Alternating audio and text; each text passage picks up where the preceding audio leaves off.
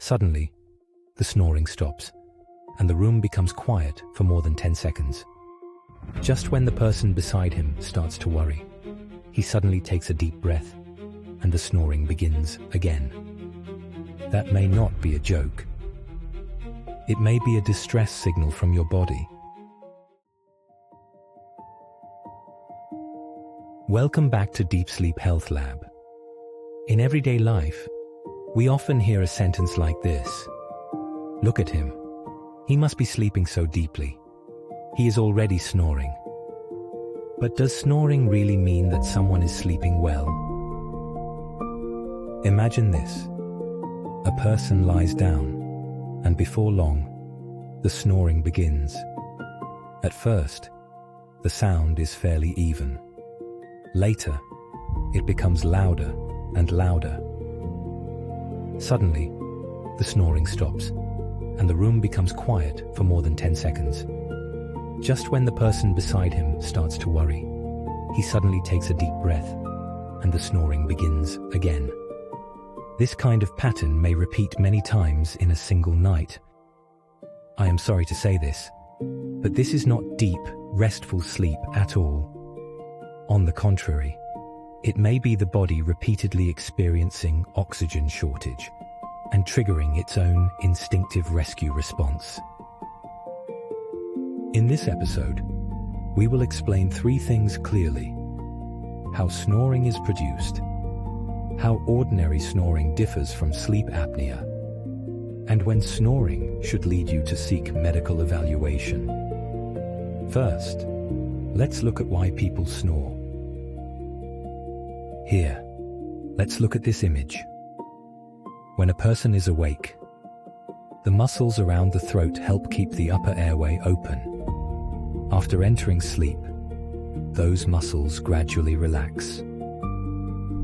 The tongue and soft tissues may move backward, and the breathing passage becomes narrower. When air passes quickly through this narrowed breathing passage, the soft palate, the uvula, and the tissues of the throat begin to vibrate. That vibration creates the sound of snoring. It is somewhat like the way we make a whistle sound. So, at its core, snoring is not the sound of deeper sleep. It is the vibration sound produced when air passes through a partially obstructed breathing airway. Of course, not everyone who snores has a disease. Fatigue, nasal congestion from a cold, or drinking alcohol may sometimes cause mild, even snoring. That does not necessarily mean the person has sleep apnea. What truly deserves attention is this: behind the snoring is the breathing being interrupted. The most common type of problem is called obstructive sleep apnea, or OSA. When obstructive sleep apnea occurs, the typical pattern during sleep is this: the upper airway repeatedly becomes narrower, or even completely blocked, and air cannot enter the lungs normally. The person is still trying to breathe, but the airflow has clearly decreased, or even temporarily stopped. At this moment, the oxygen level in the blood begins to fall quickly.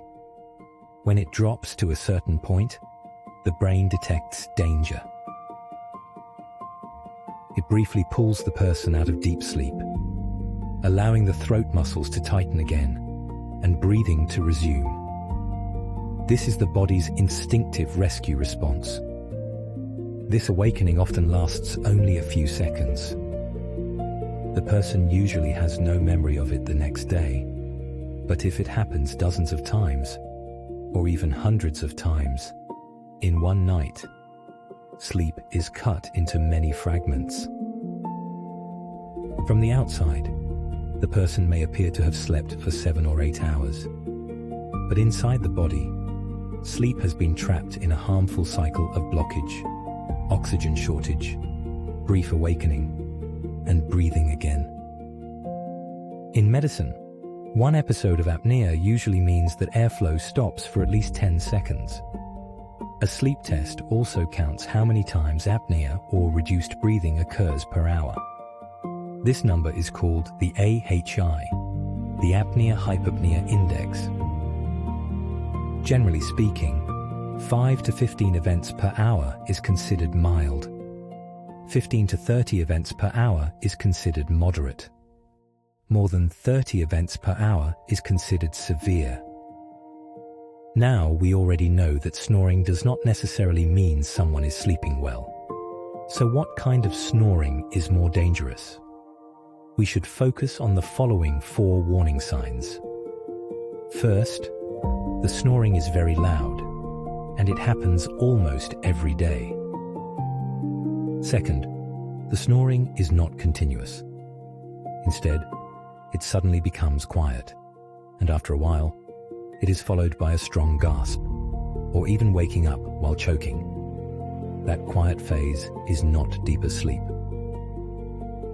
It may mean that not enough airflow is passing through, and the oxygen level in the blood has started to fall. Third, the person wakes up in the morning with a dry mouth or headache.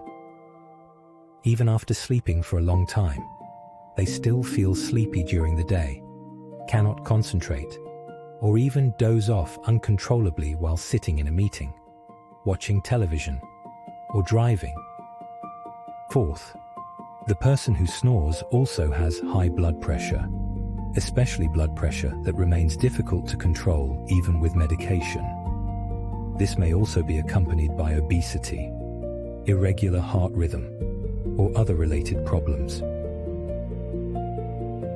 In fact, the person who first notices the danger is often not the one who snores, but a family member. Because apnea happens during sleep, the person usually feels almost nothing. But the person sleeping beside them may clearly see what is happening to their breathing.